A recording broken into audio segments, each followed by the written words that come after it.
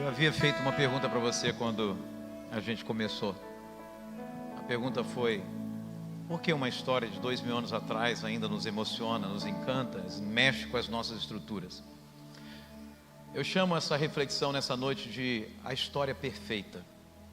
Eclesiastes capítulo 3, verso 14, a Bíblia diz: sei que tudo que Deus faz permanecerá para sempre. A isso nada se pode acrescentar e disso nada se pode tirar. Deus assim faz para que os homens o temam. Sexta-feira eu estava no meu dia da família e eu assisti um filme com os meus filhos e com a minha esposa. O filme era O Maravilhoso Mágico de Oz, de 2025, desse ano. É uma versão russa de um livro que é americano, que foi lançado em 1900 e foi feito um filme em 1939. E em 1939 um russo resolveu reescrever essa história com outra ótica. A Dorothy do livro original agora não é Dorothy, é Ellie. E alguns detalhes foram também mudados, adaptados. Isso não é uma coisa estranha para nós. A Disney, por exemplo, lança aquilo que nós conhecemos como live action, que são filmes baseados em materiais, que são livros que viraram desenhos animados, e eles resolveram fazer novas versões, novas adaptações. Por quê? Porque os tempos mudam, as épocas mudam, e a história não pode ser contada do mesmo jeito. Então a história é acrescentada, a história é mudada. A gente tem, por exemplo, a Branca de Neve, a gente tem o Rei Leão, tudo isso foi desenho animado, virou filme. Nós temos a Mulan, temos o Aladim, sabe? São histórias que foram contadas uma vez, mas elas até encantaram pessoas na época que foram contadas.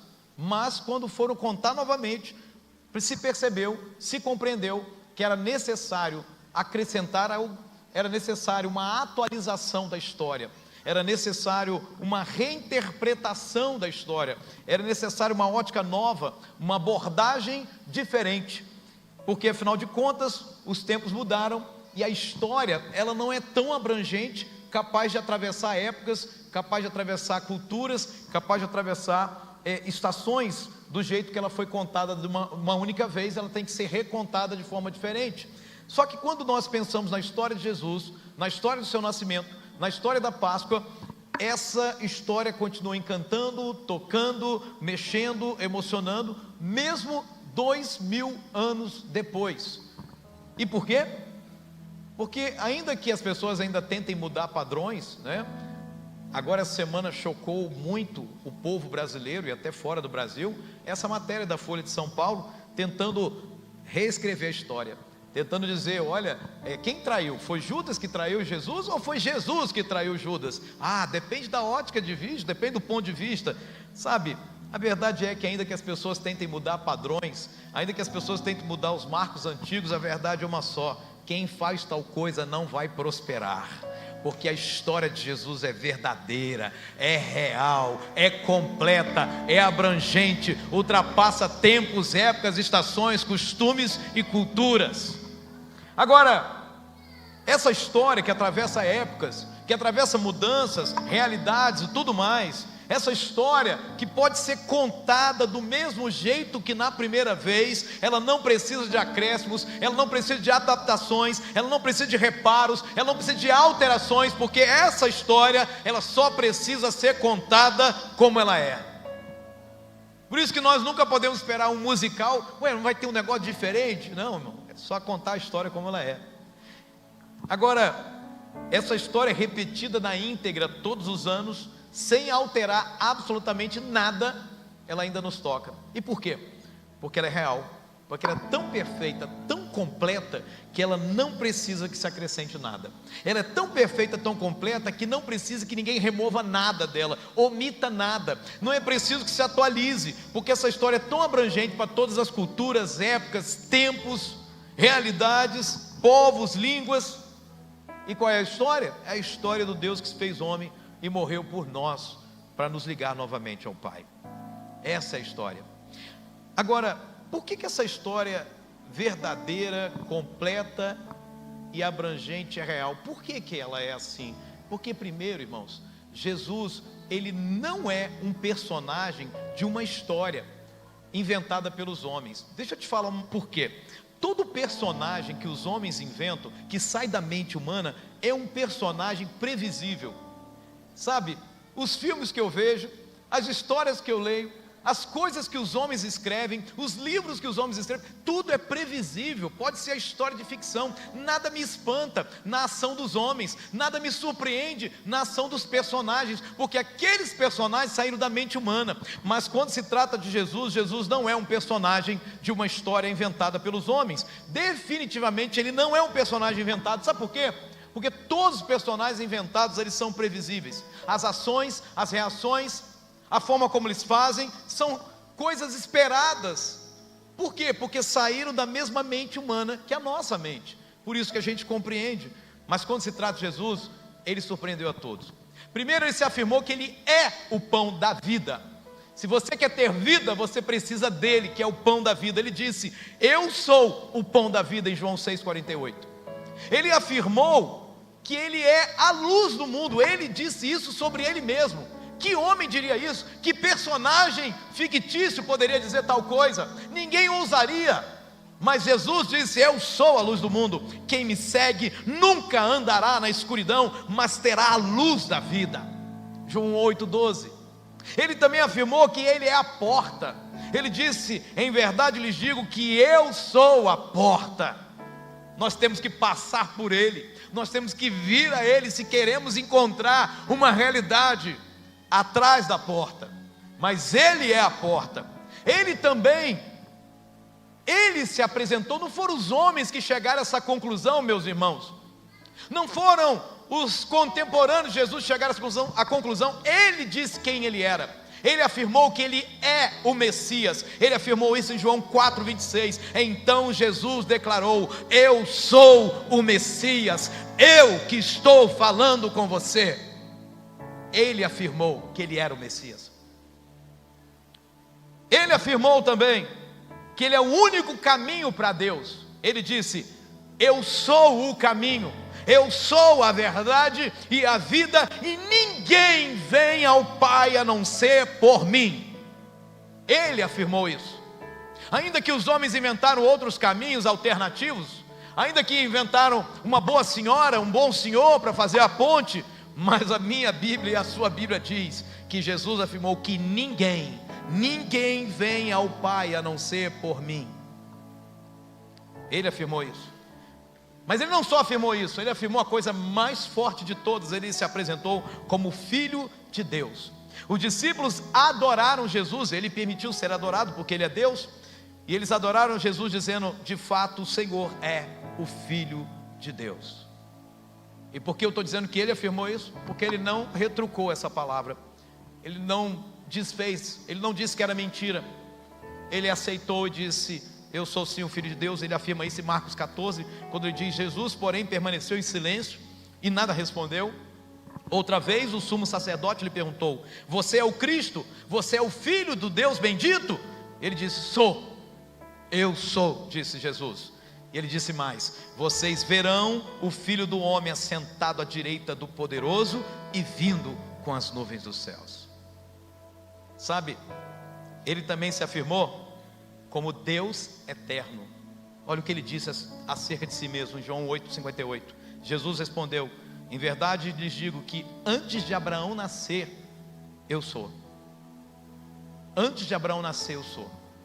Abraão viveu quase 4.000 anos antes da vida de Jesus. Ele disse: antes de Abraão nascer. Antes de Abraão nascer. E aqui eu chego à mesma conclusão que C.S. Lewis chegou. O homem que era ateu até os seus 30 e poucos anos de idade se converteu a Jesus Cristo. O autor das Crônicas de Nárnia. E não só escreveu as Crônicas de Nárnia, que virou filme da Disney, mas também escreveu vários livros que até hoje nos tocam como cristianismo puro e simples, que eu recomendo a você. Mas C.S. Lewis, ele diz o seguinte: Jesus não nos deu a oportunidade ou a opção de pensarmos nele como um bom cara, como um cara legal, um nice guy. Ele não deu para nós essa oportunidade. Ele não deu para mim e para você, sabe, um sentimento de pensarmos nele como um profeta, um homem de bem, um camarada que fez as coisas direitinho, né? Que é assim que a gente vê no jornalismo, quando chega o Natal ou a Páscoa. Não, ele foi um homem bom. O cara que andou por essa terra foi um homem bom. Foi um homem bom. Não, Jesus não nos deu essa oportunidade. Sabe por quê? Porque diante de todas as afirmações que Jesus fez, eu só tenho um pensamento, ou dois pensamentos. O primeiro é: esse cara é um louco da pá virada, doido, só pode ser louco alguém que afirma isso sobre si mesmo. Ou então, é Deus, ele de fato é quem ele diz que é. Só tem essas duas opções. Ou você vai pensar que Jesus era um louco, varrido das ideias, e tão louco que aceitou morrer. Mas mesmo o louco mais louco que eu possa conhecer nessa terra, quando a coisa aperta para o lado dele, ele muda. Então ou ele era louco, ou é Deus. Eu fico com a segunda: ele é Deus. Ele é Deus. Ele é Deus. Por que Jesus, ou por que a história de Jesus é tão completa, tão abrangente, que não precisa de acréscimos nem mudança? Porque Jesus disse o que lhe aconteceria antes que acontecesse. Ele mesmo afirmou. Então Jesus começou a ensinar aos seus discípulos: o Filho do Homem tem que sofrer muitas coisas e ser rejeitado pelos anciãos, pelos chefes dos sacerdotes e pelos mestres da lei. Ele tem que ser morto e ressuscitar 3 dias depois. Ora, como que alguém afirma isso de si mesmo? Só alguém que detém o poder da história na mão. Só alguém que tem um controle sobre a vida, a história, o universo inteiro. A história de Jesus não precisa de acréscimo, nem uma readaptação, uma versão nova para esse tempo, porque a história de Jesus mostra um Deus que nos ama verdadeiramente. João 3,16 sintetiza toda a Bíblia quando afirma: porque Deus amou o mundo de tal maneira que deu o seu Filho unigênito, para que todo aquele que nele crê não pereça, mas tenha a vida eterna. Sabe, a história de Jesus é completa, verdadeira, abrangente. Porque também, toda vez que ouvimos essa história, nos emocionamos, porque todos nós que estamos aqui nesse auditório, aqueles que estão nos acompanhando em suas casas, aqueles que vão ver essa mensagem depois, todos nós sabemos que precisamos nos reconectar com o Pai Celestial. Todos nós sabemos disso. Você pode não saber a definição teológica de pecado, mas você sabe quando peca. Você pode não saber a definição teológica de salvação, mas você sabe que precisa de salvação. Você pode nunca ter ouvido falar sobre o céu, mas o teu coração queima de desejo por um lugar perfeito, onde não há sofrimento, nem dor, nem tragédia, nem choro, nem coisa alguma. E esse lugar é o céu. A Bíblia já o descreve assim. Sabe, todos nós precisamos reconectar com o Pai Celestial, porque Romanos 3,23 diz: todos pecaram e estão afastados da presença gloriosa de Deus. E nessa noite, o convite de Jesus, através do que vimos e estamos ouvindo até agora, é nos reconectar novamente com o Pai. Foi Ele que também disse: vinde a mim, todos vocês que estão cansados e sobrecarregados, e eu vos aliviarei. E eu aliviarei vocês. De novo, que personagem da mente humana nos faria um convite para ir a Ele? O máximo que o personagem faria é dizer: vá a tal lugar, mergulhe em tal lugar, faça isso ou faça aquilo. Mas Jesus nos chama a vir a Ele. A salvação é um nome, uma pessoa. Pedro, quando fez o seu discurso lá no Sinédrio, o mesmo Sinédrio que condenou Jesus, Pedro falou algo. Pedro disse assim: pois que não há, Atos capítulo 4, pois que não há debaixo do céu outro nome pelo qual importa que sejamos salvos. Paulo, o apóstolo, escreveu a primeira carta de Timóteo, capítulo 1, ele diz o seguinte: Cristo Jesus veio ao mundo para salvar os pecadores, e dos quais eu sou o pior. Paulo sabia muito bem quem ele era. Paulo sabia que precisava se reconectar com o Pai. Nessa noite, o convite de Jesus para mim e para você é: vinde, venham a mim, todos vocês que estão cansados, sobrecarregados, e eu vos aliviarei. O nosso cansaço, a nossa sobrecarga é de uma vida, é fruto de uma vida longe do Senhor. Mas essa noite Ele nos chama à sua presença. E eu não sei, eu não conheço nada sobre você exatamente que está aqui, mas o que eu sei é o que Ele pode fazer por você, o que Ele fez por mim, o que Ele fez por muitas pessoas aqui. Eu queria perguntar, quem aqui já recebeu Jesus na sua casa, lá na casa de paz? Eu queria que você levantasse a mão, você que aceitou. Olha só, olha essas mãos levantadas aí. Você pode aplaudir Jesus? Amém. Eu quero fazer um convite para vocês, com muito carinho. Se não for pedir muito, vocês que levantaram as suas mãos, se vocês puderem só deixar o lugar de vocês, eu queria fazer uma oração específica para vocês aqui na frente. Se vocês puderem dar esse passo de fé, talvez o semeador está aí perto de você, semeador da paz, ajuda essa pessoa a vir, vem com ela, não deixa ninguém sozinho, para a gente fazer essa oração junto. Enquanto eles vêm, você pode ir aplaudindo o Senhor pela vida deles, amém.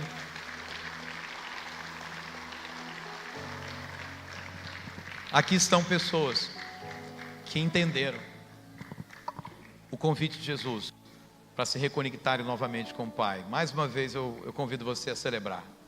Mais uma vez, por favor. É necessário. É necessário. Estamos muito felizes por vocês aqui. Há uma multidão aqui hoje. Mas eu tenho uma pergunta. Quantos aqui gostariam de se juntar a essas pessoas também para receber uma oração nessa noite? Com o convite de Jesus: venham a mim, todos vocês que estão cansados e sobrecarregados. Se essa é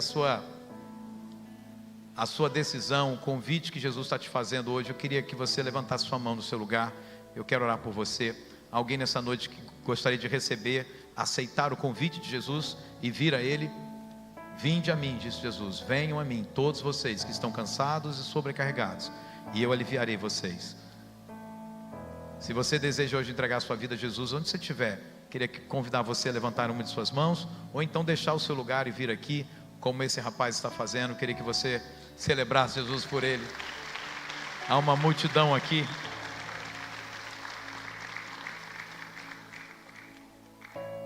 Eu poderia ficar a noite toda insistindo com você, mas eu compreendo que hoje você está tendo a maior oportunidade da sua vida, e se eu fosse você, eu não iria desperdiçar a oportunidade. Qual a oportunidade? De entregar a sua vida a Jesus e viver uma nova história. Deus tem coisa nova para você. Há mais pessoas vindo ali, glória a Deus, aleluia, amém. Por favor, fique de pé no seu lugar. Você pode se juntar a mim numa oração. E eu ainda insisto, se houver mais alguém, enquanto a gente está orando, você pode deixar o seu lugar, vir pelos corredores, vir aqui para frente, para receber essa oração. Pastor, eu não sei se eu quero aceitar Jesus, eu não sei se eu quero me reconciliar. Talvez você até já encontrou Jesus, mas se afastou. Eu quero te convidar a voltar. Uma pessoa disse para mim hoje: pastor, eu estou afastado. E é tão sofrido uma pessoa que está longe de Jesus, porque a gente sabe que a dor é imensa. E eu pergunto a você nessa noite: você quer hoje voltar ao caminho, voltar aos pés de Jesus, verdadeiramente, de todo o seu coração, aceitando o convite de Jesus? Venham a mim, todos vocês que estão cansados e sobrecarregados. Onde está você? Levante a sua mão, se você está aqui nessa noite com essa decisão de reconciliar a sua vida com Jesus, voltar a sua vida para Jesus. Alguém entre nós? Alguém entre nós? Amém. Alguém entre nós? Glória a Deus. Alguém entre nós? Mais? Amém. Mais alguém entre nós? Onde você estiver, levante suas mãos, eu quero orar por você. Enquanto a gente ora, você pode deixar o seu lugar e vir. Nós vamos orar. E eu quero assim declarar sobre você o favor de Deus. Pastor, eu não quero entregar a vida para Jesus, mas eu preciso de oração. Tá bom, eu oro por você também. Se você quiser se juntar a nós, deixe o seu lugar e venha. E eu vou estar orando com você agora em nome de Jesus. Pai, eu oro por cada uma dessas pessoas, porque a decisão que elas estão tomando é uma decisão tão verdadeira, tão sincera. É uma decisão que tem o poder de mudar a história delas. Nessa noite, nós vimos e ouvimos a sua história, Pai. A história real, a história completa, a história que não precisa de retoque, que não precisa de mudança, que não precisa de readaptação, que não precisa de nada, porque é tão completa, tão abrangente. Pai, no poder de Jesus, eu oro nessa noite para que esses corações aqui te recebam como o Senhor das suas vidas. Alguns estão confirmando a decisão que tomaram lá nas suas casas, outros estão tomando essa decisão nessa noite, outros estão vindo enquanto eu oro, mas agora eu oro também por aqueles que estão em suas casas nos acompanhando, que lá nesse lar, nessa família, o Senhor venha reinar e a paz do Senhor venha sobre essa casa, que o Senhor faça morada nesses corações. Pai, eu declaro, eu tenho de Ti autoridade para afirmar isso, como Pedro declarou, nós como igreja declaramos: arrependei-vos e convertei-vos, para que sejam cancelados os vossos pecados e venham tempos de refrigério da parte do Senhor. Pai, nós declaramos que de hoje em diante um novo tempo vem para cada uma dessas vidas. Eles vão testemunhar, eles vão contar, eles vão, ó Deus, dizer o que o Senhor fez por eles. Eles vão, ó Deus, de fato contar a todos, não apenas com os lábios, mas contar também com o testemunho de uma vida transformada. Pai, nós tocamos nessas vidas agora para abençoá-las em Teu nome. Nós declaramos a paz de Jesus sobre cada um. Nós declaramos, Senhor, que os seus lares, as suas famílias serão alcançadas pela graça de Jesus, pelo amor de Jesus. Nós declaramos o Teu favor sobre cada um. E sim, Senhor, a história deles agora se encontra com a sua história, e uma nova história vai ser escrita a partir daqui. Uma história de amor, de alegria, de paz, de vitória. Uma história onde pecados são cancelados, oportunidades são dadas, verdade de Deus virá. Eu declaro sobre cada um de vocês a paz do Senhor Jesus, essa paz que vai além daquilo que a gente entende, essa paz que enche os nossos corações, essa paz que preenche a nossa vida, essa paz que faz com que a gente tenha total certeza de que o Senhor está no controle da nossa vida. Que o Senhor te abençoe, que o Senhor te guarde, que o Senhor faça resplandecer o seu rosto sobre ti, que o Senhor dê paz a você, que o Senhor traga sobre o seu coração o refrigério, a graça, a certeza de que Jesus está cuidando de tudo. Não tenha medo, ó precioso rebanho, Jesus está no controle da vida de vocês. No nome de Jesus nós declaramos uma nova história, um novo tempo para a glória de Jesus. Você pode celebrar Jesus por essas vidas, amém?